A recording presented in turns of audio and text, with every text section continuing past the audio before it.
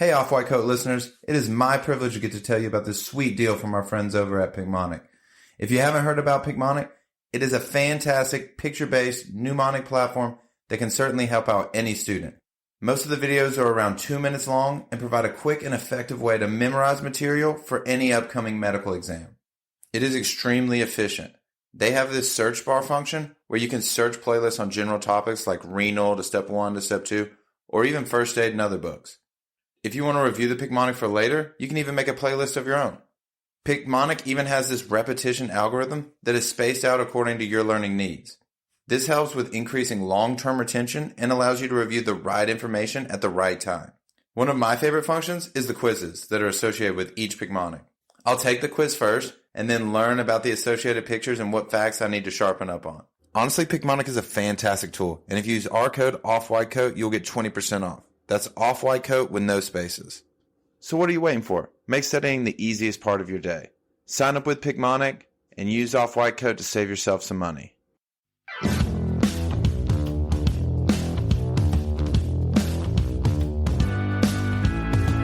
Is anybody ready to cry? I am. I could be up for a good cry, to be honest. Mary Beth is always down for a good cry. I cried 3 weeks ago when I came home. I cried basically every single day. I cried. I just cried. Sometimes I just cried. I mean, I cried due to situations. We cried too. Well, on that, hello everybody and welcome to the Off-White Coat podcast. I'm your host Jordan Abney, and today I've got a large group with me today. I've got Mary Beth Skinner. Hello. Hunter Abney, my younger brother. The best looking of the family. And Amber Phillips, his lovely girlfriend. Hello. So I brought them on today because, for one, quirky, funny people, and they always got a good story to tell. But also, Hunter, he had some struggles recently in college and everything where he had gone to rehab. So today, this is the intervention podcast. So we're going to just be chatting on with him. He is fresh out. And so now he is back with us. Hallelujah. We're making jokes, but we are very glad to have him again. Not to jump straight to it, but since I mentioned it, you just got out of rehab. How long were you in there for? I was in this stint in rehab for 9 months. Jordan put it lightly, but I am an alcoholic, if anybody was wondering. I spent 9 months at a rehab facility called the Blake House in Waco, Georgia. Before that, I was in Blue Ridge Mountain Recovery, which was in Ball Ground, Georgia, for a month. So for the past 17 months, 10 of those months, I was in rehab. Mm-hmm. And Amber has been putting up with all of this. Yeah, somehow I've really dealt with it. Yes. Which she might be the trooper of the whole day right there for that just alone. But Gold star. I guess take us back to where it all started, because what I want to do is I want to make this podcast hopefully helpful to anybody that is struggling with similar issues themselves, or really just give an insight on how things can progress to stages where you can't stop it anymore. Once you're in quicksand, it's hard to get out. And so just take us back to when it all began, or when did you start to think that you had a problem? Well, I mean, college is just drinking and doing drugs and everything, but 3 days after my 21st birthday, one of my best friends died of a heroin overdose. And that's when I moved from Birmingham back to Rome. And that's kind of when everything started to fall to shit, for lack of a better term, just because just started working, didn't really care about, going back to school or anything like that. And so I just decided that it was better to just go spend my days doing the same thing I was doing, and inevitably it just got to where I had to keep doing it in order to just not have to deal with the withdrawal symptoms or anything like that. So I was drinking, before work, during work, after work, just drinking to basically black out every single night. Fun times. So do you think with the whole college experience, that was a big reason of you becoming an alcoholic, or do you think a huge reason was because your buddy died? Well, I mean, it was obviously through college. I was doing the same thing in college, except for it was in college. Yeah, it was it was understandable in college. Yeah, obviously, when you're in college, you drink. That's just what everyone does, you know? So, like, you just kind of took that experience, and when you left school, you just kind of brought that experience with you, right? Yeah, and the rents didn't enjoy it very much. Yeah. You can't do the same thing in their house that you can do in your own house. I think that is very true for pretty much everybody listening. You know, you can't even technically drink in America until you're 21. And so once you get to college, that's supposed to be, quote, quote, when everybody is supposed to actually even get a chance to. And I think that's why we have a culture where you definitely are drinking alcohol throughout college. I mean, just look at Old Rose Instagram. Yeah. Honestly, though. Yeah. And the propaganda and everything, it really adds to it. But I think also, which, I mean, it's fine. Like, you know, everything needs to be taken with moderation. I think, you know, and you've said it too. Do you think that it was because you carried it over into a different, like, scenario is when things started, like, progressing? Is that what you're trying to say? I think I just didn't care about the outcome at that point. To be honest, I didn't care if I died. So I was trying everything I could to get to that point without actually doing it. Was that the entire time, though? You didn't care from the very beginning, or did it progress, like, over months of time before you finally felt that? Does that make sense? No, it was pretty instant. After I moved back from Birmingham. You were just like, I don't care. Yeah, Okay. But you were already drinking and everything. Once you've been using or drinking a ton or doing anything, it's hard to escape after that. You know, like your mind, you start to get depressed, and alcohol is a depressant and things like that. It's hard to rally yourself out of, I guess, like the hole. Yeah, and I mean, I did everything, like basically anything that I could, and then it just kind of all fell towards alcohol at the end. That was just the thing that stayed consistent. So during this time, like, when did you step in, Amber? Like, when did you come into Hunter's life? It was like, what, 3.5 years ago? That was 23. That was when he was still in school? No. After. He had moved back, and he had been back for, what, like 2 years, I think? And so... Yeah, 2 years. I was in college, and then, like, I think at the time, it was like, we were in college. In my head, he was with me. Yeah. So, like, now you're in college and getting that experience that he had 2 years ago, because she's in college, so you would participate in her experiences, I'm sure. Oh, yeah. I mean, I worked at a restaurant downtown, so basically went to the bar every single night after work. And there was a bar at your restaurant, too, so that was also convenient. Yeah, sorry, Tyson, if you're listening to this. I stole a lot of liquor from your bar. And I think so much of that, like, being in college and him working at, like, a bar, like, you don't think about it until, like, it's probably until we moved in together, I was like, oh, he drinks a lot. He drinks a lot, a little more than what I thought. So when you guys first started dating, did you have, like, any idea, like, I guess you just kind of said it, you didn't really realize he drank as much as he did until y'all moved in, right? Right. Like, I didn't think it was, like, a big deal because I was drinking, too. When did you get to the point of thinking it was more than a big deal? Probably when we moved in together, November 2020. So how long had you guys been dating then? A year and a half, something like that. Did you know at the time, like, you maybe have a problem?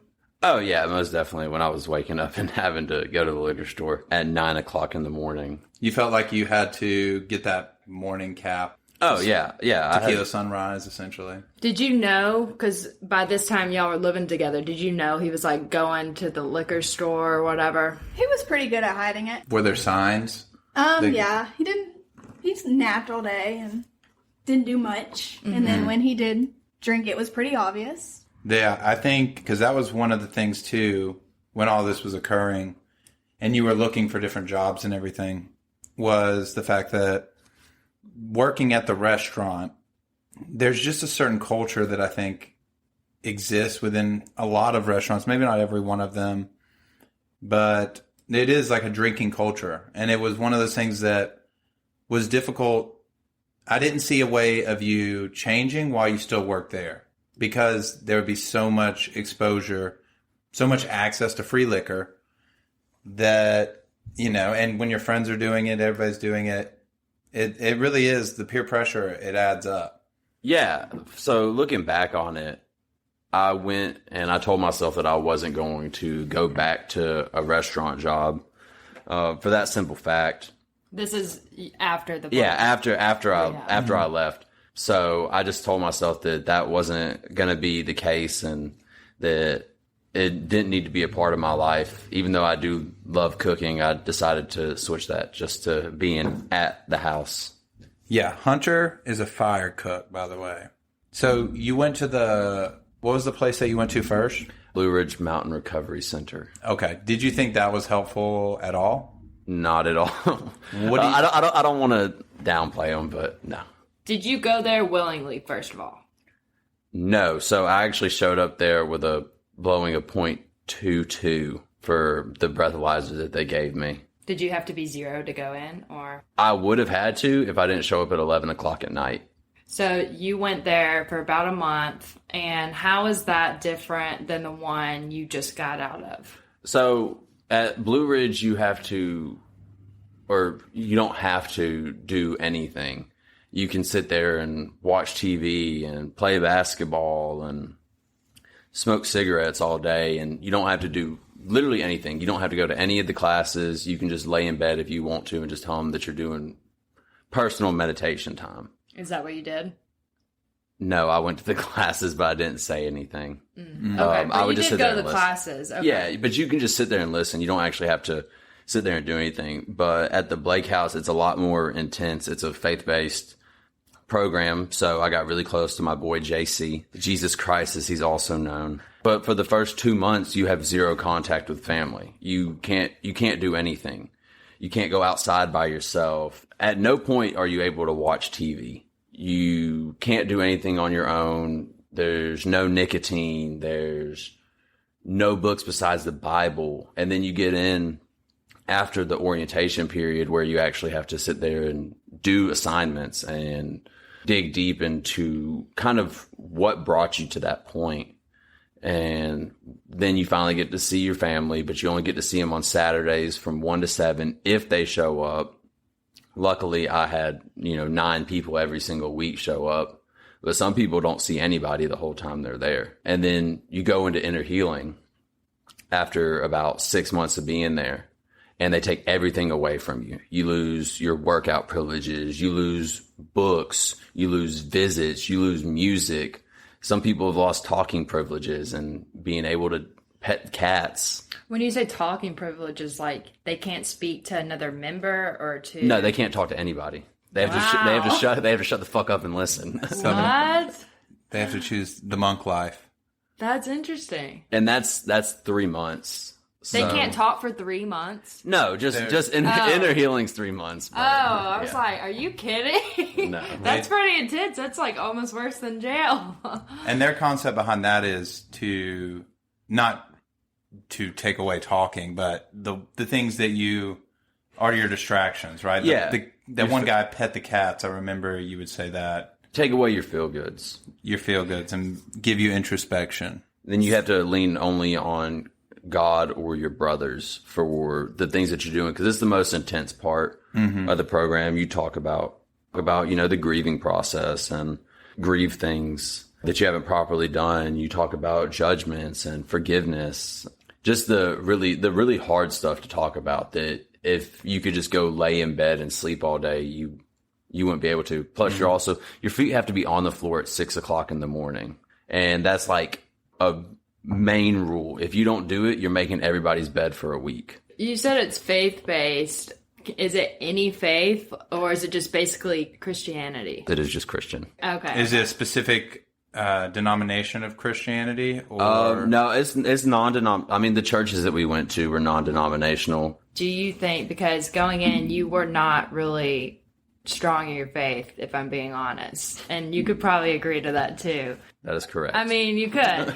And I don't know about you, Amber, but you seem to be more strong now too. I don't know how you were beginning the process and everything, but do you think because they forced the Christianity, like faith-based process, like that helped you into having like a purpose for when you got out, or was that just something that was a part of it? So I would say that it's definitely helped, because the whole point is that you're trying something completely different than you've done before. Mm-hmm. You're not going in and being like, hey, I'm just going to do the same thing that I've always done and expect different results. So nobody who is coming in from either, a lot of people from parole violations or anything like that, like you're coming straight from jail from there, basically. Nobody is strong in their faith. Nobody can be like, well, I love God because even though I just got a domestic assault. That's a good point. Yeah. So back to the question, you think like having more of a stronger faith presence now, that's a big reason of how well you're doing today? Yeah, it definitely gives you something to look forward to. Mm-hmm. You know, I pray every single day now. I journal. Journal every day too? For the most part. Do you, like, when you journal, do you talk about like your day or like... I do different things. I talk about gratitude, stuff I'm grateful for, things that are happening that day. So you have to journal every single day when you're in there. So, and they read your journal to see how you're doing. So when you journal in there, it's more kind of like the day to day and feelings. Yeah. Less of, you know, you're talking more about your assignments and the things that are going on, less of like, this person pissed me off. Mm-hmm. Mm. I can talk about if somebody pisses me off in my journal now because nobody's reading it. Yeah. Amber, we were just talking about how both of you were stronger in your faith. Did you become stronger in your faith while Hunter was gone on your own accord, or was it seeing the progression of Hunter that you kind of just were like, wow, this could be something? I think it was just seeing how like he was. So like I'm also alcohol free, and I think like changing that aspect of my life also made me grow my relationship with God as well. And Hunter, I'm sure. Oh, 100%. Mm-hmm. Yeah. I also force her to go to church now, too, so that kind of helps. Yeah. Do you think your relationship is stronger now? Oh, 100%. Y'all at least look happier. You look healthier, for damn Yeah, sure. I mean, I can pull in closer for hugs. I lost 50 pounds, so. Well, not even just that. This man was 50 pounds heavier and as pale as a ghost. Now my eyes are only red when I cry. So we were talking all those restrictions that he was referring to and the Christianity base. He was referring to the Blake House. Now that's the second place you went that you just got out of. But to go back to that first place, what did you think that they did wrong? Like, I know they gave you freedom. Is that where they went wrong as opposed to the Blake House being very strict? Or is it like for you, what do you think could have been more improved? So I don't think that they did anything necessarily wrong. I think it was more of, it was a 35-day program. It was more of a detox. And sometimes detoxes just don't work. I mean, it's just the name of the game. How long were you sober when you got out of the first place? 5 months. That's honestly a lot longer than what I thought you were going to say, to be honest. And then it was 5 months, and then I relapsed in August, and then I was fine for a little bit, and then I relapsed again, and then I was fine for a little bit, and then I relapsed again. When you say fine, what does that mean? Like you didn't drink one day? I detoxed. For like what, one day? 3 days? 3 days? 4 days. Okay, so like, okay, today was just a better day. Instead of stopping this morning, I'm going to stop tonight or something, you know? Like. Yeah, the bottle ran out. Okay. Or you metaphorically and physically. Out of money or something, yeah. My credit card got declined. When you relapsed the first time, I personally felt we all felt like you were doing really well. What kind of caused you to relapse? So what it was I was actually working at a phone company, and one of my coworkers asked me if I would run and pick him up something on my break. And so I was like, yeah, that's fine. So I got myself 2 little airplane bottles and decided that wasn't enough by the end of my shift and went and got a 5th. And I'm terrible about drinking and driving. I mean, not anymore, obviously. That's what I normally do. Did he ask you to pick something up from like a liquor store or like a fast food place and then you went to the liquor store? The liquor store. Okay, well, that doesn't help. Yeah, that does not. Did he know that you had gone to rehab before? I tend to keep that to myself. I had said that I had problems, but I didn't necessarily go to the extent of, hey, I just got out of rehab. Would you feel comfortable now going and picking up something, or would you just be like, nah, man, I gotta be strong? Most definitely not. That's the answer I wanted. So I would feel comfortable going in there and not worrying about getting something because that's not a part of my life anymore. but I also wouldn't put myself in that situation. So would That's you what I verbally wanted. speak up this time and be like, hey man, like, you're just going to have to find someone else? Yeah, tell them fuck off. Yeah. There you go. Yeah. Shows a lot of growth because this time last year, that was not the case. Yeah. Yeah. So you thought that what really helped you was the faith, the strictness, or like everything combined? Time. The group? I think that the guys there and the amount of time, because you go through so much, you go through days where it's really good. You go through days where you wake up and you don't want to get out of bed, but you have to. And you said, like, the other day, like, you don't have that many bad days after 35 days, but after 9 months, you can have some bad days. Yeah. That makes sense. And that makes total sense. But so I remember that was one of the issues with this second rehab is we kind of missed you. It was 9, or you didn't stay for 9 months, right? I was just shy of 9 months. It was supposed to be a 10-month program, but I got out early for good behavior. Okay. And most of the people with you, they're on drugs too, so. It's a little bit of this, a little bit of that. I mean, there were some alcoholics in there, but, Okay. the main thing was a lot of people were in there for bond conditions or bail conditions. So you came straight from jail. Not a lot of people were in there on their own free will. And you can leave at any time, but you might face 4 years in prison. For that. Oh, yeah. Why did you stay? I was forced. By who? I had the option, I believe it was said to me, of you can either go to this and do it, or you can be homeless. So I chose not homelessness. Yeah. Yeah. Who all said this? Every single person in the family. There you go. So because it was longer, and that obviously meant that y'all had to be apart, that you and Amber had to be apart for a lot longer as well. How did you handle that? Did you appreciate the time, or do you think it was helping? I mean, I love the time apart. I mean, like, it sounds so harsh to say. But, I mean, when you're 23, you don't get a lot of alone time, especially, like, in a relationship. And so, like, I was able to figure out, like, what makes me happy versus, like, in a relationship, what makes us happy. But also, like, I had, like, family and friends. Like, I had the entire support system. Mm-hmm. So you got to, like, while he was working on himself, you got to work on yourself. And now that you guys are back, you guys have a lot of couples in relationship will, like, work on their relationship first and then try to find themselves later. But you guys have done the opposite, which I think is probably more healthier in the long run, because you figure out, like, what your interests are, like how to make yourself happy, healthy, and whatever. Now you can reform that relationship, I guess. Yeah. I mean, my career has, like, grown Yeah. to places I didn't think it even would. Career, but also, like, you got really big into health, and like we mentioned before, faith, and you mentioned how you stopped drinking. Yeah, that's helped a lot. So what? Almost 10 months sober, baby. There you go. You too, Amber? 10 months? There you go. Why did you choose to do this? To stop drinking? Mm-hmm. I think we kind of realized, like, I don't know. I thought I was responsible for him relapsing. No, I'm not. But at the time, like... At the time, it felt as though, like, I didn't aid in that process. Yeah, because going back to the first rehab, you didn't stop. No. Right? I was still, like, going out to bars and It's stuff. not like you were crazy. No, I don't drink at home. Like, when I was drinking. Now, Right. obviously, I don't drink. She didn't bring the El Toro home. Yeah. Right. Was that hard for you, though, at the time? Do you think that may have caused, like, okay, well, she can casually do it. Maybe I can casually do it. And then when you tried it again, it kind of just sucked you back in? The way I looked at it is that it's not my place to tell somebody what they can and can't do just because I can't do it. Yeah.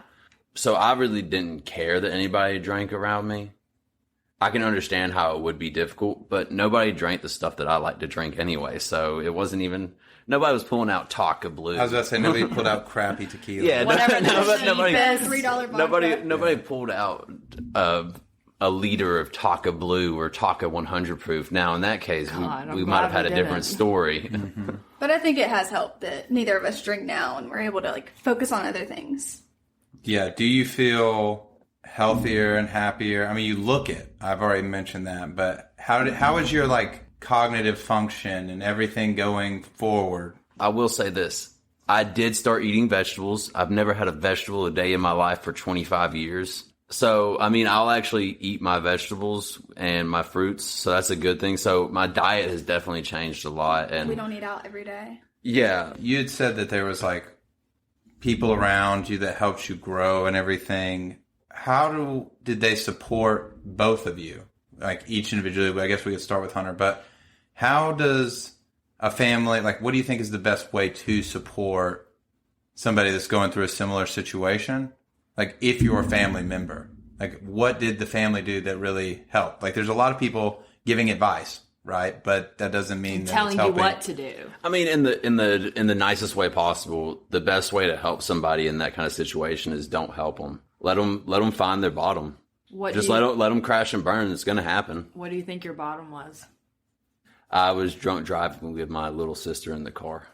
That's why I was about to ask you, is if you let somebody crash and burn, and they crash and burn with an innocent in the car, then you're only going to blame yourself for not stopping them. So that goes back to your advice to outsiders like us. Like, should we let you crash and burn if it's going to affect innocent people? So you're not going to be able to change somebody just by telling them, "Hey, you need to." That's kind of what happened that's kind of what happened on the first rehab. Mm-hmm. Was that I was told I needed to change, and so I did it to get people off my back, but I didn't take it into my own hands. Mm-hmm. At the time, remember, do you think, like, when he was going in, do you think he was going in for himself?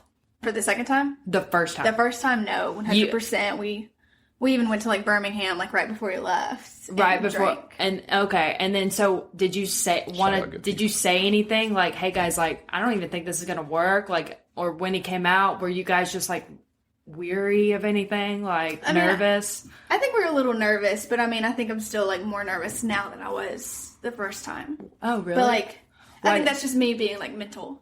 Why do you think you're more nervous now, though? Just because, there's just been a lot of time put into it.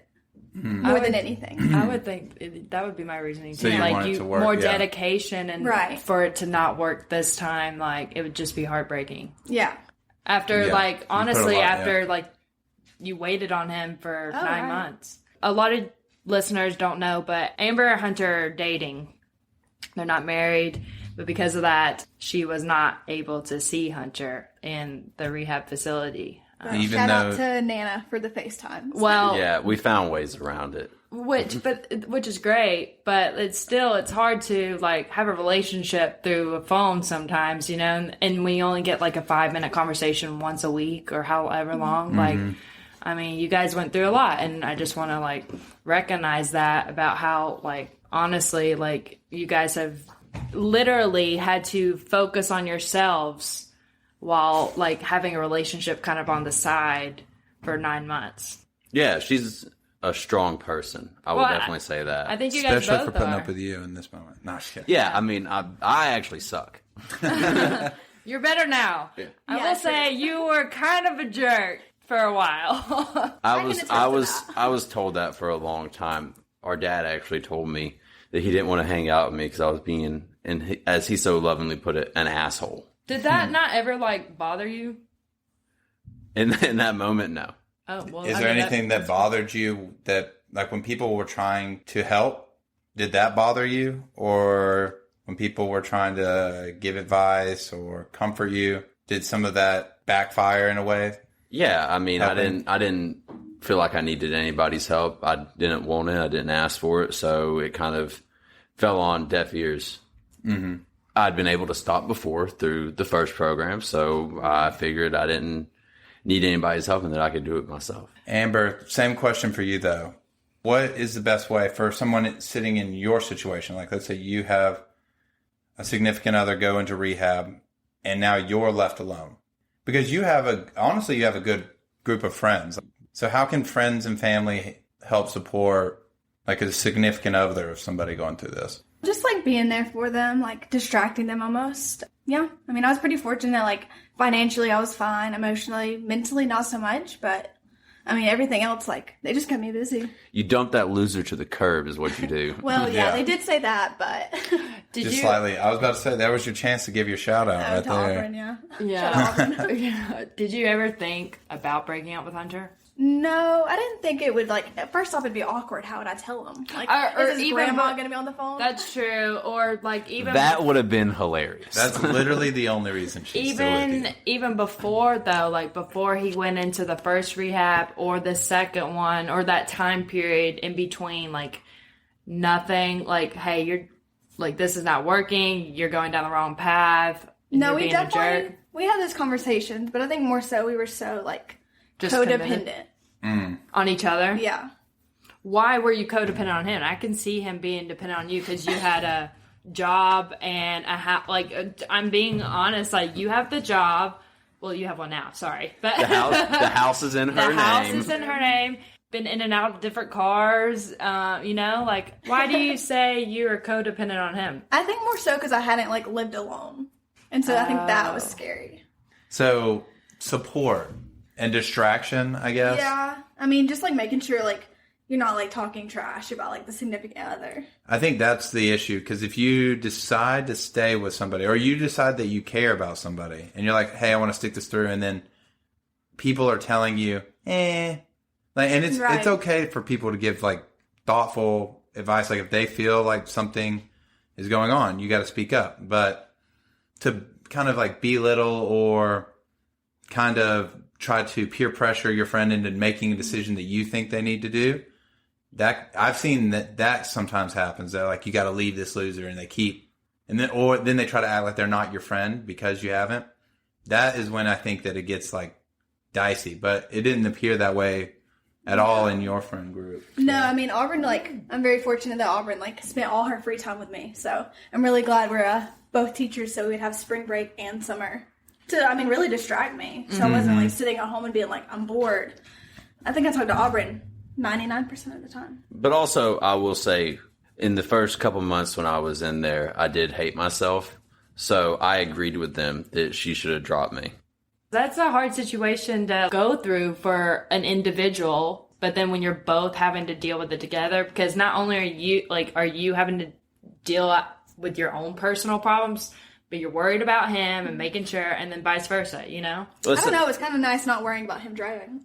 And so that's what the Blake House kind of wanted, was for it to have no contact with anybody besides family members, and then me just show up out of the blue 9 months, 10 months later and be like, well, honey, I'm home. Yeah, I hope you didn't throw my shit away. Was that nerve-wracking for you, like when he was getting out? There had just been so much time. I know y'all had slight communication. It was a lot. At least we had that communication, because like you said, like, if we hadn't illegally talked, it would have been terrifying. Yeah. I mean, you would have had no clue. You would have just had to go off what other people had told you. Right. It was a tough rule, and I guess I understand why they only allow, you have to be married to make visitation or be part of the family. I guess I can understand just because any random person could pretend to be a girlfriend, come in. But also, you know, y'all were living together, you'd committed yourself, so it just, you know, I wish there had been that communication, because I think that would have helped, and it would have been terrible if you had not had it, but I'm glad that y'all did. More probably would have been better too, I'm sure. I think it was good the way it was, to be honest. You don't wish you could have gone to visit him once a week? No, not really. It sounds bad. No, it doesn't. But it kind of forced you to kind of stay. Right. Yeah. Nobody wants to visit the Blake House. It's in an old elementary school. Yeah. Kind of cute. I also think if you had broken up with her, it would have been almost a selfish, in my regards, instead of you would have done something because you thought it was right for her, but it would have been tougher to change. And so you would have done the easier route, which is, hey, I know I'm hurting you. Instead of not hurting you, let me just end it. But instead you did the right thing by sticking through a program and getting your own self better. And it would have been different because in the beginning, I didn't do it for myself. So I was doing it for everybody else. And then if I just had kept doing it for everybody else instead of turning it and doing it for myself, then that would have been a different story, and I'd probably still be in there at this moment. So this Blake House, you went in from the beginning, like for yourself? No, I started going in there for everybody else. I said I would do at most a month, 2 months, and then nobody took me back at Christmas. And then I said, well, I'll be gone by my birthday. And then nobody took me back by my birthday. And I said, well, fuck, when are they going to just let me leave? Yeah. When did you end up, like, just being like, okay, I'll just stay? What I was told when I was in prep the first week, yeah, you're not coming home.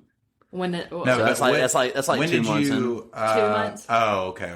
2 months in is when you finally, like, I'm stuck here. For the long run. You just kind of accepted it. When did you start being, like, committed to the program? When I went into inner healing, which is the third phase, so 6-7 months in. Okay. So that's like the majority of the program. And it took you that long to finally be committed to it. You know? It takes a while when you have a hard head and are stubborn. Well, it makes sense. No, I would understand that too. But the fact that you had kind of an ultimatum to like stay or be homeless, I feel like that kind of helped. Well, it kind of helped you stay, I guess. It helped force you. It might not have helped you like be committed, but it helped you stay physically there.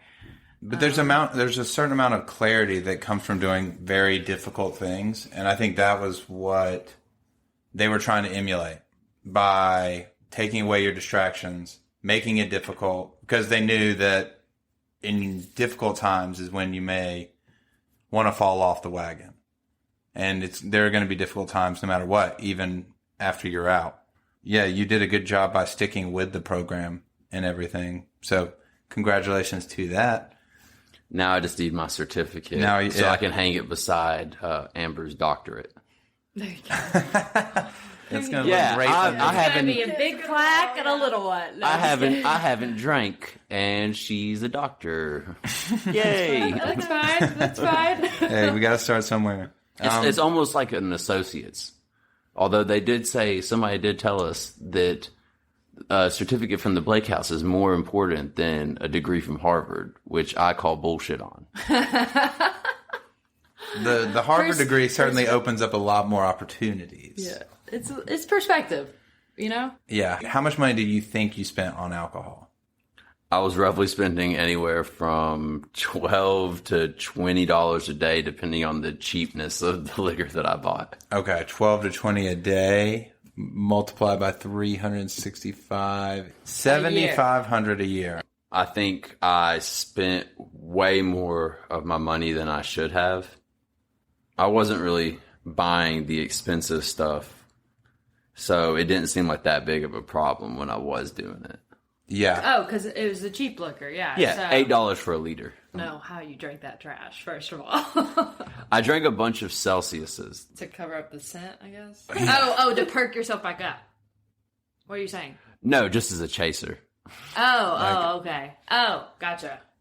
Amber, was there a specific moment when you realized that is it just when he moved in? Is when you thought, oh, okay, he might be drinking a lot? Or was there... Yeah, because I was, already teaching by then. And so, graduating college, we were like, maybe it's an issue. And then, reflecting back while he was in rehab, it was we were bringing shooters to him at work. And he was just, taking shots at work, but we were in college, and we were like, oh, it's fine. Mm-hmm. Yeah, it wasn't. No, I... It was probably when she found all the liquor bottles under the couch. Yeah, I mean... I will say, and this is for everybody, listening and everything too, because I learned this in my psych rotation. We were just doing, the normal psych interviews with patients, and there was one lady, and she gave this, she worked at she was like a marketing manager. She had some big girl job that she was realizing that she was drinking she was drinking some astronomical amount. I remember I was like, how is this lady even alive? And so she was drinking and drinking and drinking. And she said that there was a moment when she realized that things were getting bad. And it was right around the time that she started buying the airplane bottles to hide it from everybody else. And then I go to that rotation and I leave. And I had stopped at Mom's house for just a little bit of time. I wasn't there for long. And I noticed that you were drinking like the airplane shooters. And that's when I was like, oh no, I think things have gotten, just because the lady said she was like, well, you have a problem when you're trying to hide it. And when you get the airplane bottles, they're easy to hide. Yeah, you take them and you drink them while you're driving and you throw them out the window. So you're the reason that there's so much trash down the highway. Yeah, I should probably owe at least $1 million in littering fines. There you go. Are there things that make you feel better? Like, how do you cope? I assume that alcohol was your coping mechanism prior to all this, right? / anger. / anger. Just kind of take a step back and realize what I've come from and decide that, I don't really want to go back there. So there's no sense in me even letting that kind of stuff happen. So you just kind of check yourself? Yeah, for lack of a better term. Yeah. I mean, the whole time you're in the Blake house, you have other people checking you. You have other people telling you what you're doing wrong and that you're not supposed to do that. So when you come out, you have to still kind of have that. That's what this beautiful lady is for. She seems like she's good at checking you. Yeah, I do my part. For the Blake house, do you still want to continue to have their support? And do you think that they still communicating with the Blake house is a good way to cope? Yeah, you always need somebody to hold you accountable and to be there to especially tell you when you're messing up. Mm-hmm. So I like to keep in contact with them. I have a couple people, even if they left early, that I still talk to. I still am in communication with the staff members there and then the people who stayed as interns, because once you get done with your 10 months, you can stay for another 10 months as an intern. And then once you're done with that, you can go up to staff. Okay. And were there like many people that did the intern? Oh yeah, more people stay as the intern than actually leave when they graduate. Why didn't you do the internship? Because I had things waiting on me outside of. That makes sense. Why do you think people stay and do the internship? I think some people stay because they don't want to be a burden on people. You don't have a job when you get out for the most part. And you don't want to have to go spend, a month looking for a job. So you don't want to be a burden on your family. And then partially you don't trust yourself. You don't trust yourself to not go back out there and go back into the same environment that you were in. Mm-hmm. And then some people also legal ramifications. Oh, okay. And to clarify too, the internship is unpaid. So I feel like that was a big reason why you didn't do it, because it's another 10 months, no pay. You have to live there, right? Yeah, you live there. So I still couldn't have contact with Amber. Exactly. So it's it makes sense why you didn't choose it. But I feel like a lot of people also choose it because they're afraid to come home. Yeah, because the whole point is not to go back to the same playground and playmates. So that leads me to my next question is, with you being back here at home, back in your hometown, are there any triggers, you drive by the liquor store up the street? Does it ever haunt you, basically? Or old friends hitting you up that... Yeah, old friends, or even old spots in this house where you'd probably hide the bottles. So I had to go back and make sure. Amber did a pretty thorough job of cleaning, but I had to go back and make sure that they weren't there. I didn't see anything. She went through all my pockets and my jackets and everything. But I also really don't have that many friends, so I don't really worry about them hitting me up or anything like that. And then what about just the local bars and stuff you'd go to? I try to stay away from them. Is it pretty easy, or has it been kind of hard already? It's been pretty easy, especially because a lot of the bars are, restaurants. Well, you just choose to go to a different restaurant. That's true. And it's they're kind of downtown, which is 15, 20 minutes out of the way. I think it also helps that I'm not going out. We spend Saturdays together. Absolutely. Now we go to Publix. There for a while, after the first stint, y'all would go out and maybe Hunter wouldn't drink and you would, but he would drive you, right? Which was very convenient and safe. But then it was kind of a tease for you, was it not? Yeah, Sprite doesn't taste the same when it doesn't have liquor in it. I mean, that would be pretty hard. Do you kind of feel guilty about that? A little. But even when he was gone, I would go to the bars with my friends and just DD. And I mean, that helped me kind of understand his situation. Was that hard for you? Because you don't have a problem. You willingly gave up alcohol. So I would think it would be easier for you to just kind of, you can handle going to the bars, I feel like. Right. Like, I had never felt any pressure to drink, even when it was like, oh, I'll buy, like, shots. Like, I just didn't. I was like, no, I don't drink. Yeah. Mm-hmm.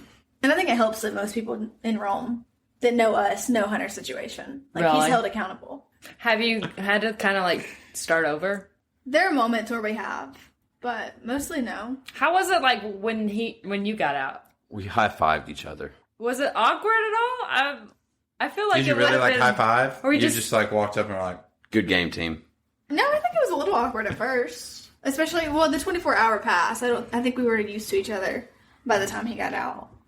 Oh, that's probably true. 'Cause Yeah, so you get, when you're in the last phase, you get 2 24-hour and 2 4-hour passes. So I was actually able to come home instead of, staying there the whole time. I was able to come home on a Saturday and be able to spend time with people. So I think that kind of helped to not make it as awkward for when I actually did get out. Mm-hmm. So, but the first one was kind of like, okay. I was a little You were awkward. I don't know if I would be was. nervous. I would be so nervous.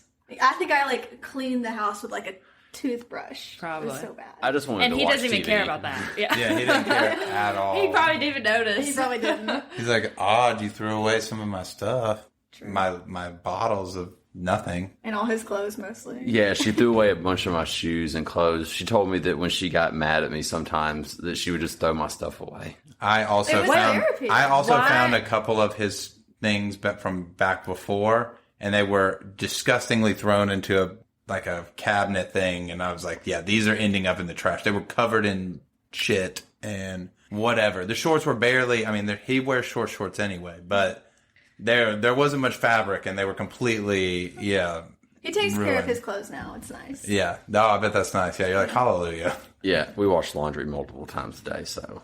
A day. A day? A week. I was like, Jesus, dude. Now you have another problem. Yeah. Now my addiction is clean clothes and smelling of Dawn detergent. I know for a component of Alcoholics Anonymous or any of those 12-step programs or programs in general, they want you to, and they may use faith or something, but they try to say fill that addiction with something. Yeah, you find a higher power, is what they say. Some people use it as the doorknob could be your higher power. Yeah, just finding something else to fill that. Yes. What did you use what have you found to fill that? JC. There you go. Aww. And do you think, yeah. He was like smiling when he said it. He was like, JC. That was He's cute. He used to say JC facetiously. Like, we would be like, my grandmother would be like, Hunter, I'm really praying for you. And he would be like, JC. I know JC personally. He's my homie. And then Yeah, we're now boys. it is. Now he's actually his homie. Yeah. So, and that's the thing. Like, I haven't been to an AA meeting since I've been back, and I've been back for like 3 weeks. I don't like them. I don't like the 90 and 90, which is where you go to 90 AA meetings in 90 days. It's just a bunch of old people who are angry that they can't drink. Yeah. But you've only tried it since the first time, right?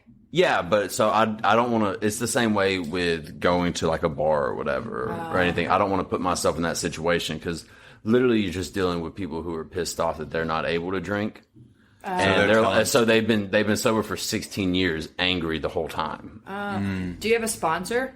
Amber. I have people JC. I have people that hold me accountable. Like I have everybody at the Blake House. I have Amber. I have my grandmother. How are the people at the Blake House supposed to hold you accountable when they're at the Blake House? They have my phone number, and so the sponsor is more for you to call when you're in a situation. Right. So. Oh, so if you If can reach out to them. them. Yeah. Okay. That's why it's not a sponsor's, responsibility to come and pull you from the liquor store and tackle you when you're about to walk in. It's your responsibility to call them and be like, hey, I'm having a bad day. Like, I kind of am about to go back. And then they talk to you and tell you to, But you were saying they hold you accountable, but that's only if you reach out to them. Yeah, if you reach out. Okay. But they'll reach out to me too. So it's always good to, randomly see a text message from somebody just saying, hey, what's up? Mm-hmm. If you had to pick one thing that you learned from the Blake House, whether it's about yourself or life in general, what would you say it would be? The routine. You wake up at 6 o'clock. You have breakfast at 6:25 every single day. You go do journal. You go to work all day, which you don't get paid, so that kind of sucks. Well, you are in rehab, so. Yeah, I did a lot of manual labor, like doing estate sales and carrying heavy furniture and cutting grass. And I mean, some days were easy. You just sorted Honda parts and burned shit. But the schedule, and then like, so you're up from 6 o'clock in the morning at least until 9, 10 at night. And you have already incorporated a good schedule since being out. Yeah, so I've already, what I would do when I was there was I would wake up at like 4:45 in the morning because you have one person who's able to make coffee. And so normally that person wakes up at that time to make sure there's coffee for the people who are cooking in the morning. And so I just stayed up and would, go run in the morning. So, I mean, I appreciate the schedule. As much as you don't like it sometimes, and 4:30, 4:45 rolls around really quickly, it kind of helps. They also had really soft beds. I will say that. That's always a benefit. What was one of the worst things or the hardest things the Blake House forced you to do? Dealing with people when you don't want to deal with them. Oh, I thought you might say like the inner healing part, like where everything was taken away. No, that honestly wasn't a problem. I actually felt when I got out, like I was more imprisoned when I got my privileges back. Oh, really? Yeah, because at least for, 2.5, 3 months, you know that you don't have anything. And then when you get it back, you're like, oh, now I can actually do stuff. Yeah. Yeah, I would have been fine if the only thing they gave me back was my visits. Yeah, I would have been fine if I wasn't able to listen to music my whole time there. I would have been fine if I wasn't able to read anything besides the Bible. It's just one of those things that, when you're looking forward to it every single week, especially because there were some times where you had to work hours on Saturday for certain things, because leaving the lights on, you'd have to work hours, so you don't get visits. And that sucked. I had to work like 3 or 4 weekends on Saturday. Because of someone else? Yeah. Did you think those rules were like stupid at the beginning? Yes. Do you 100%. Do you find yourself like turning off all the lights now, or like setting the AC off or whatever now? Yeah. I still hit every single light off. Yeah, I'm still stuck in the habit of doing the things that I was in, even though I don't have to anymore. Oh, okay. I feel like those are good habits, though, instead of the drinking. That's a bad one, right? Yeah, save the electricity for the cars. Do you have any advice to anybody else that's in your situation? How do you not arrive to the point that it becomes an issue? How do you not become an alcoholic is what I want to know. Easy answer, don't drink. Okay, so that's easier said than done. Yeah, you just kind of don't let your circumstances dictate how you're going to live your life. Don't let a moment become a mindset. Don't let something that you're just doing that you think isn't really that big of a deal just kind of keep weighing on you, because it will. Seek help. Don't try to do it on your own. Did you ever seek help? Jim Daniels helped me. Jack Daniels, Jim Beam. Well, I don't think he helped. Is there anything, like if you had sought others, or is there anything that could have broken the habit? Yeah, if I just would have said something to somebody. Did you ever confide in Amber? Not at all. Why? I feel like it's as a stigma as a man, you don't want to ask somebody for help. I think our relationship now is a little bit more open, a little bit more vulnerable than it was, a year ago. So now you would go to her or to anyone? Yeah, now I would definitely go to her. She's the first person that I go to if I'm having a problem. Well, at least you have somebody. Amber, do you have any advice to anybody that's going through technically your situation? I would say seek help, like through therapy, because you're going to need it. But just kind of also embrace the situation. Like, you get to be alone, and not everyone gets that. Yeah. Mm-hmm. But I think, it helped me stop drinking alcohol, too. And I think that's important. Mm-hmm. Okay. You feel just better in general? Because... Oh, my God, yeah. I feel so much better, not drinking. And, we work out together. I finally got him a gym membership. Mm-hmm. Do you guys pretty much do everything together now? For the most part. Obviously you have your work own is different. work. Yeah, but you guys have pretty much the same schedules. We do, and like it's nice that since I'm coaching cheer, like he does come support that on Friday nights, and like hopefully he'll continue that during tennis season. Do you do that more so to support Amber or to also kind of just keep yourself out of trouble? I mean, it's for the support. I think that I could still come home and, do nothing after work and it wouldn't be a problem. It was also because I missed out on so much, the first 2 years that she was teaching that I probably went to one football game and one basketball game. Do you trust Hunter to be alone? I think for the most part, yeah. Do you trust yourself? 100%. Ask me how much I trust him. How much do you trust Hunter? 40%.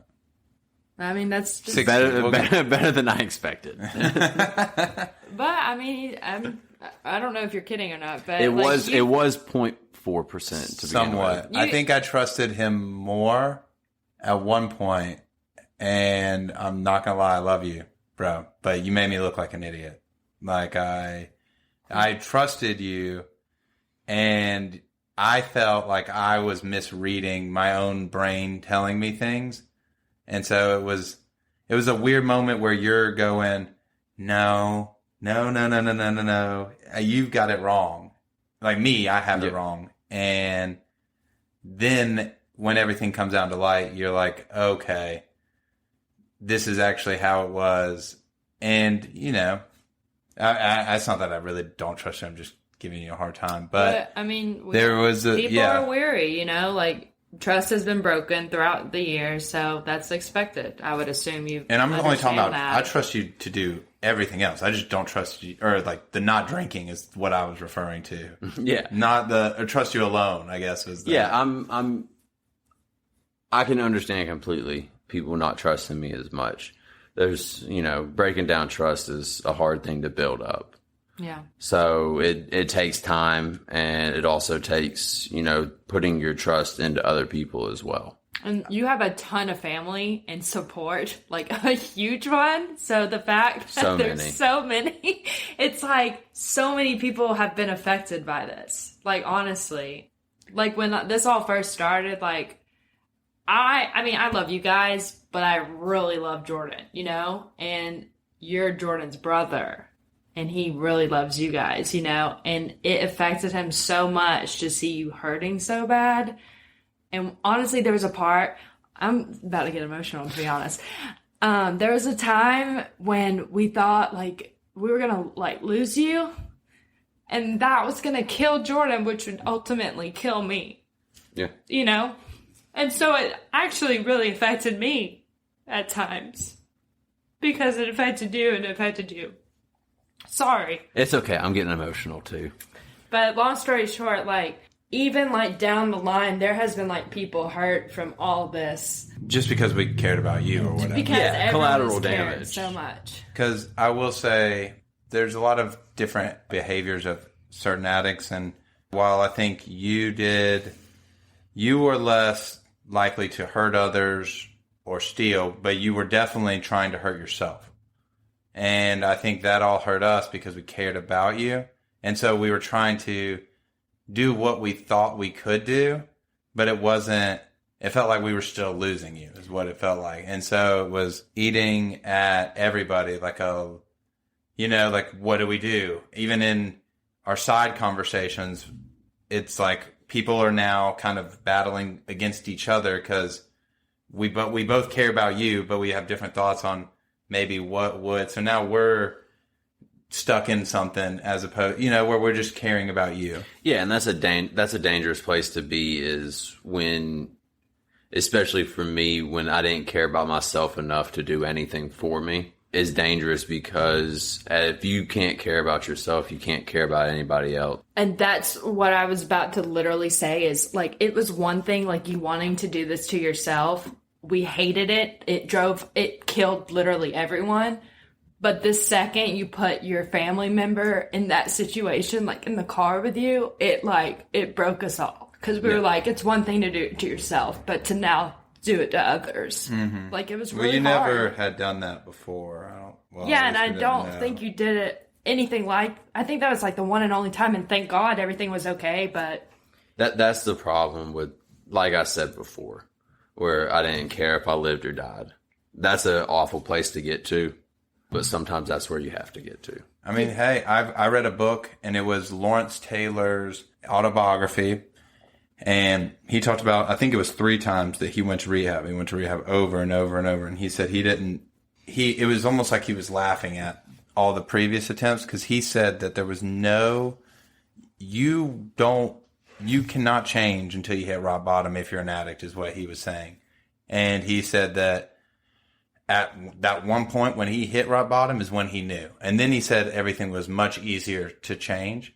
But until he hit that bottom, and until he was willing to accept that that was the bottom too, every time he got out of rehab, he would relapse and get way lower than he thought was a rock bottom before. Yeah, rehab doesn't work for people who need it. It works for people who want it. Mm-hmm. Mm-hmm. Did you know Hunter, like, just didn't care, like, about his life? Like, I feel like he's always, no offense, like, have some confidence or insecurities. Yeah. He shielded it pretty well. And I will say, like I said, when we first started dating, I was in college.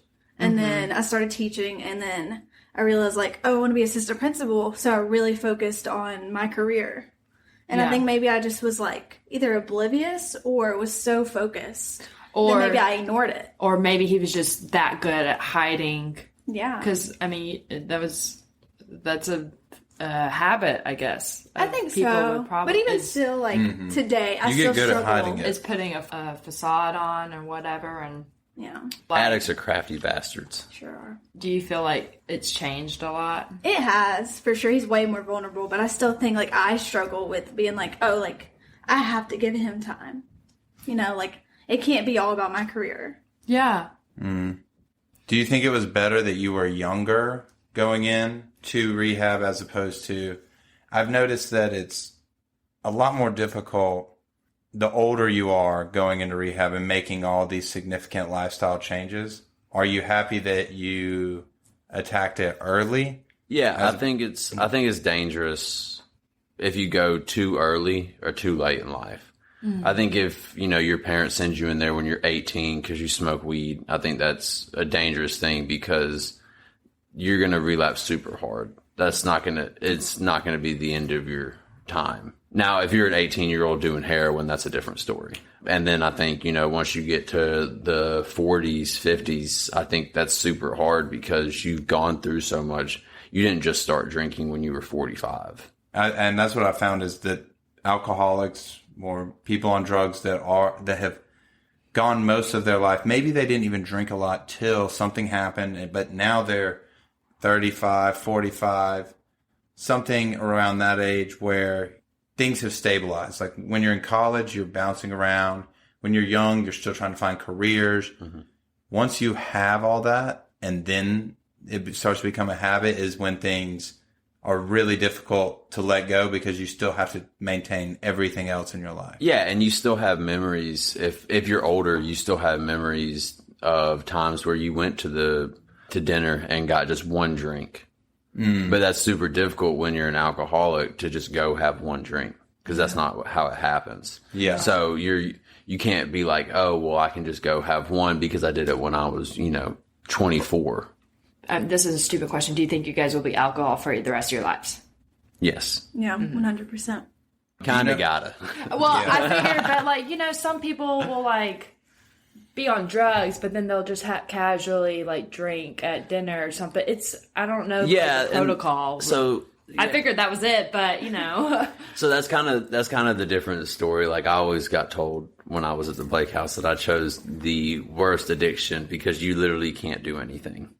When you get out, it's different from, say somebody who has been on meth for 12 years. You can't find meth at every restaurant. Yeah, a beer at dinner isn't going to really hurt them. Not everyone is doing meth. Yeah, it's not going to make you spiral back into it. Even if they have a beer, they're not around anybody else that does meth or does any of the other things that are addictive. Right. They're not addicted to said alcohol unless you stop doing meth and start drinking alcohol. Mm-hmm. Then that's an issue. But you can't buy meth inside the gas station. Yeah, alcohol is You can buy it outside though, but In the back, yeah. Alcohol is so much more like socially acceptable though, so like it is harder to stay away because restaurants have it, concerts, weddings, you know, like everywhere. New Year's Eve. Yeah, literally everywhere. So it's like hard to like hide from it. You won't be able to hide from it the rest of your life, basically. Yeah, but meth, you can not go down that crack alley, you know, or that shady house in the corner. I don't know. South Rome. Which I think it'll be like beneficial that we're both. I think so too. Alcohol free. Yeah, I've seen how great my life is without it. How great his life is without it. Mm-hmm. Yeah, and now that you guys have each other to support each other, that's easier transition. I feel like. I agree too that alcohol is probably the most difficult thing because there's only really two, alcohol and benzos, which work on the same receptor. That will kill you when your withdrawals will kill you. Your withdrawals. But not just mortality or how likely you are to die, but just in like getting over and preventing relapse and everything. Do you think alcohol is also one of the hardest things to prevent relapse compared to other drugs? I think it's all kind of similar. I think if you want to go back to it, you can. You will. You have the people's numbers, regardless of what you're doing. You can. Yeah. You'll find. Yeah, it. you're gonna find. If you want to, you're gonna find a way. Yeah. Yeah. What do you watch out for? Like, do you know any signs or things that you could relay to anybody listening that, like, what to watch out for to prevent someone from relapsing? Like, I remember we didn't know until it was way too late for you. Like, it was too late, and so you got to watch out for people isolating and withdrawing themselves from situations. If you know them to be a certain way, as soon as they stop being that way, it's time to kind of try to hone them in. Yeah. Even if you're not able to, it might push them away, but it might pull them back in. It's really tricky. I remember when you relapsed that I had smelt alcohol on your breath a couple times, and then it was almost like I nail it down in my head. I also thought strange, and then I didn't smell it again on your breath or something like that. So I was like, am I? Like just imagining. But then there was a moment, but you were getting a little further away too. So my brain was putting things like it was nervous, but it wasn't. There was no actual sign. And then there was just like one day where you were clearly supposed to be somewhere, and then you just didn't come. But like somewhere that you would have wanted to be. Like you would have. It was like so it was like a family dinner, and and Hunter loves being with family and stuff like that. So. I also love dinner. And he loves free dinner. More importantly, I love dinner. So it's especially free. It's one of those things that you expected him to be at, and then it was like, oh no, I can't. I just have such and such to do. It's really hard because alcoholics and drug addicts are really shifty, shady people. Mm-hmm. In my experience, and I feel like I have a larger experience than anyone else at this table. You are the leading expert at that. Yeah, I'm basically Darwin when it comes to alcoholics. But they're not going to let you in, so it's really hard. And as soon as you start getting close, it's really easy for them to cut all ties. So, like I said, you kind of got to let them fail. Yeah. So for the next time, hopefully there's not. Do we let you fail? Do we try to catch you before you fall? You know, like, what's the protocol? I mean, knock on wood, there's not going to be a next time. I already told myself that, I know what is waiting for me if I do. I lose everything and then also have to go back to rehab. So let's ask it in the perspective of others, because there's other people who are going to go through this program or other programs, come out, relapse, whatever. We just let them fall over and over and over. Do we give up? If that's what it takes. Is there ever a tough love is probably. Is there ever a point where you should give up? When it becomes emotionally draining on you, taking care of them and they don't care. Buddy, that was you. That was you. What? But we all stayed here. That's not. It wasn't mean. I wasn't trying to be. Yeah, but when someone stops caring about themselves to so much of a point that they're doing, irrational things, It's kind of like I had an ultimatum. My thoughts are, because you also had an ultimatum, that helped you, and even then you went to rehab where you were able to lean on other people to help you. It wasn't a solo adventure, even for you. And that's what makes me nervous is if you just let people fall, because even in rehab, you're kind of like, hey, you're creating a family, you're going over there and you're trying to do something different than what you're doing. If you just let people fall, the kickstart to getting the right thing going is just never going to start. Like, you're just going to keep sinking and sinking until you not only hurt yourself, but could potentially hurt somebody. Yeah. And else. I mean, you nudge people in the direction that you want them to go, but at the end of the day, it's their decision on if they're going to take it or not. Right. It is, yeah. I have a question. So alcoholism runs on like both grandparents' side of the family. I've heard alcoholism is genetic. I mean, doctor, is it genetic? Yes, they say there's a genetic component. Do you think this was inevitable for you? I think you're saying, do you think the challenge of having to fight off the demon was inevitable to you? I think the Abney genes just happen to run red with compulsive behavior. My question that is, do you think actually accurate? My question is, do you think you would have always become an alcoholic, or have certain things in your life made you that? I mean, you're a product of your environment. I don't think it's necessarily had to do anything with genetics. That's something to blame it on. I think a product of your environment is more what happened to me. That's a good answer. Do you have something to say? Do you have like any regrets over the entire time? Not really. I think it all happened how it was going to happen. And it worked out well. So, I mean, yeah, there were probably times where I should have driven him or communicated to someone about how he was acting, but it was more so, this is how it played out. This is how life is, and it worked in our benefit for now. So we had a lot of empathy for you during that time, and because there is a moment where you're in a relationship, if it's his mother's going to try to discipline him or try to correct it, but you had to not only, if you tell on him to his parents, you have to deal with him being upset with you. You have to deal with a bunch of other factors that were going on at the time. And so I could understand why there was a lot of internal turmoil on what to do. I mean, there was hesitation to be who do I tell? What do I tell them? Exactly. I would have major reserve, I guess I should say. Because, if I was in the same situation, it would be so awkward and terrible. Let me just text his mom or his grandma and be like, I think we have a problem. You know? And it did come to that point. But again, like I said, I was so focused on my career, and then he was taking time away from that. And now I wouldn't change how things went, which sounds terrible, but I think it benefited us. It happened when it happened, because he left right before I was board recognized by where I worked, the school district, and I think it took that moment to be oh, shoot. Yeah. I need to work on myself. He needs to work on himself. Exactly. Because our family is divorced. And so it's not as easy to just pick one person to tell. There is no guaranteed guardian that you can just go to and kind of confide in.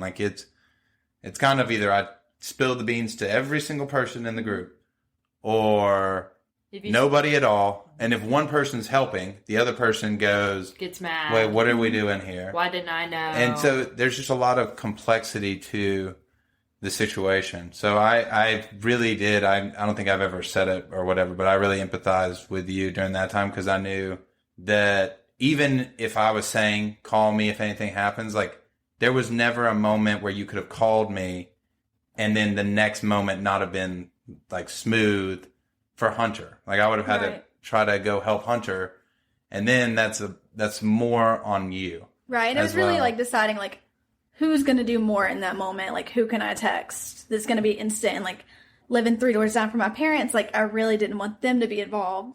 Yeah. Did you ever involve them? No. Did they? I'm assuming they know, but no, they thought I went back to rehab because I loved it so much. You just need a place to stay. Okay. Wait, so. Do they know? They don't know he relapsed. Oh, he just went back to rehab. they just think he was. Yeah, that wasn't sarcasm at all. I was very confused. I was protecting him. No, they just thought he went back. To They the just- same one? No, they the knew first where he one? was. Like, Blake House. They just didn't know why he went back.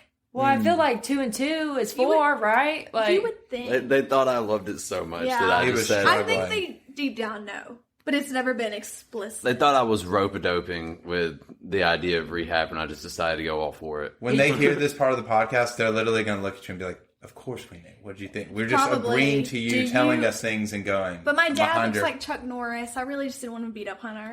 I was about to say, do you think, did you do that? His eyes. I'm not afraid of Breck.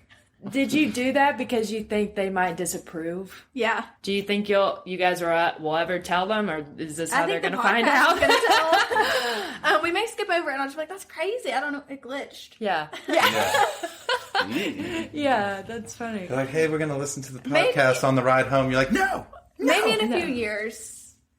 Maybe. Like I said, 2 and 2 is 4. I think I think- there's only so much. I Okay, think he it's went about back to what rehab. you do After. after that. After. It And that's doesn't what matter they that you said. got there. It's what you're doing after. And the fact that you feel like saying that he relapsed means that he feels like he doesn't have any control. Mm-hmm. Not meaning that you don't, because you certainly have way more than you did before. It's just a matter of you're just not sure. Like my parents I think have that been, I think that you announced it with flowers and chocolate. Yeah. My parents have been supportive. They say they like don't want Hunter to like fight his demons. Like they're proud of him. It's more so they want to see what he's going to do now. I think we all do. And I think just like proving to himself and to them what he can do. What are you going to do now, Hunter? I'm gonna take over the world, Pinky. Same thing I always try to do. Starting one metropolitan area at a time. Yeah. Oh my goodness. So now the question for you: do you have any regrets about anything? No, I don't regret anything that happens or happened.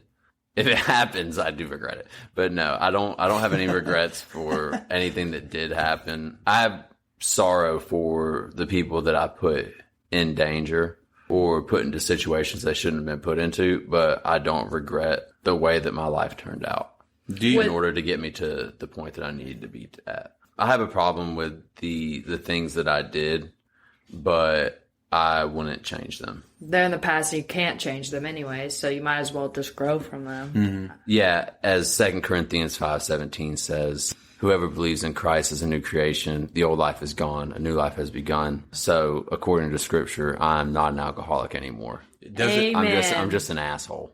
Okay, amen to that too. Amen to that. Less of an amen, but still an amen. Does it feel like you were a different person back then? Like when you think back to those moments, like I can remember when I was in high school and everything like that, there are times where I think back to where I did actions and I go, wow, that feels like a almost out of body experience. And my mind was thinking on a totally different plane than it is now. Do you feel like it feels that in a similar way to that, or?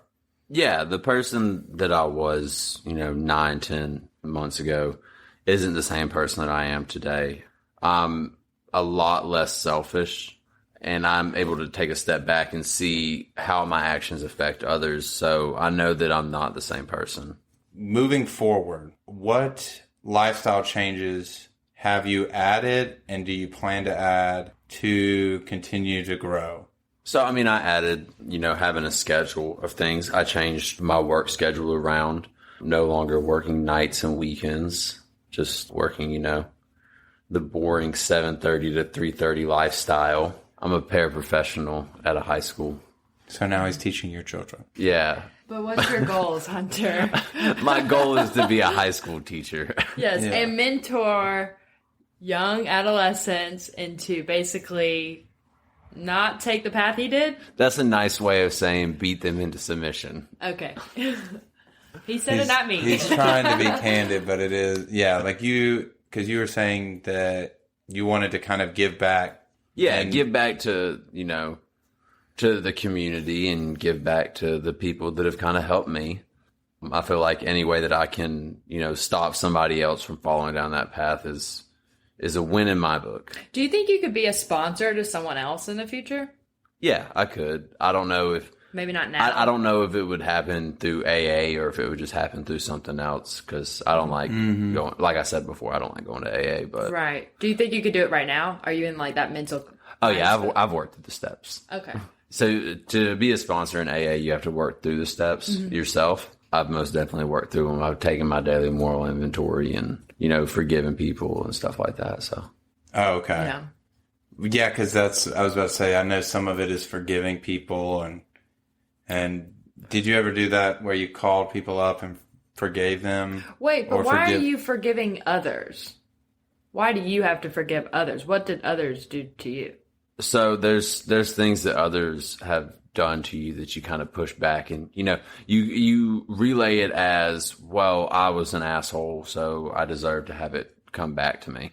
And it's less of me forgiving them and more of asking for forgiveness from those people. Okay. And putting it in a way of like, I'm not saying I'm sorry or anything, but if you find it in yourself to forgive me, then cool. If not, I understand. I've had forgiveness letters that I had to write. So those are amazing to read to somebody. Be like, hey, sit down. Let me tell you everything terrible that I did to you. So I've done a couple of those. I haven't done all of them because I think, sometimes it's not necessarily about that point. It's just the actions of showing somebody that you're different than telling them, hey, I'm going to be different. But I've sat down and done a couple of them. I've had to write codependency letters before, and those were a great time. We probably just need to wrap this one up, and we'll do that. Bring the tears back. Oh, no, we don't need any more tears. Mary Beth's story made us emotional. I told you there's a good chance. Do you have anything else that y'all would like to tell us or say to anybody else that it may be like listening? I know you've given a ton of advice, and we've said a lot today. Before we close this thing up, that's a note from Amber. Enjoy college, but don't enjoy it too much. Go to damn class. That is Hunter's words of wisdom. Do you have any advice, Amber? I don't know. Check in with people more, for sure. See how they're feeling, because sometimes they won't reach out for help, even if you're dating. That's really good. Yeah. Because, you have to really check in. Even family, you don't really know. And to anybody that is also having issues or anything like that, and you feel like you don't have anybody to reach out with, feel free to reach out to us. You can send us an email at offwhitecoatpodcast@gmail.com. Or you can find us on our Instagram. You can find us pretty much anywhere. Or help in any way. If anybody has advice for anybody going further, please let us know. We can also, we want to help as much as possible. Well, thank you everybody for listening. If you made it this far, we appreciate it. We hope that you've learned a little bit or gotten something out of it. Hunter, Amber, Mary, Bessie, it's always a great one. Yeah. Thank you for coming. Thank you for opening up to us and everything like that. Not a problem at all. Anytime. It has been a pleasure. Now we are going to give one last hug. Amen.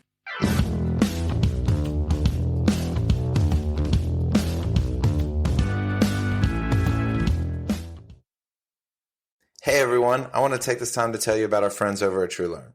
They have this top-of-the-line test bank that is perfect for any upcoming board exams that you may have. They have test banks for all types of exams. So whether you're studying for medical school, nursing school, OT, pharmacy, and others like speech pathology, TrueLearn is the way to go. If you're like me and going through medical school, they have a question banks for all the big exams, like Step 1, Step 2, and Step 3, with quality assessments for each exam. Look, I know we didn't go into healthcare because we love taking tests. This is the hard part of the job. Make it easy on yourself with TrueLearn. Sign up now with the code OFFWHITECOAT to get $25 off your purchase. That's OFF WHITECOAT, no spaces, to get $25 off your purchase. This is a test bank that you do not want to pass up on. Make this easy on yourself. Take the deal, pass your boards, and get back to enjoying the reason you went into healthcare. And make sure to use Off White Coat when you pick it up.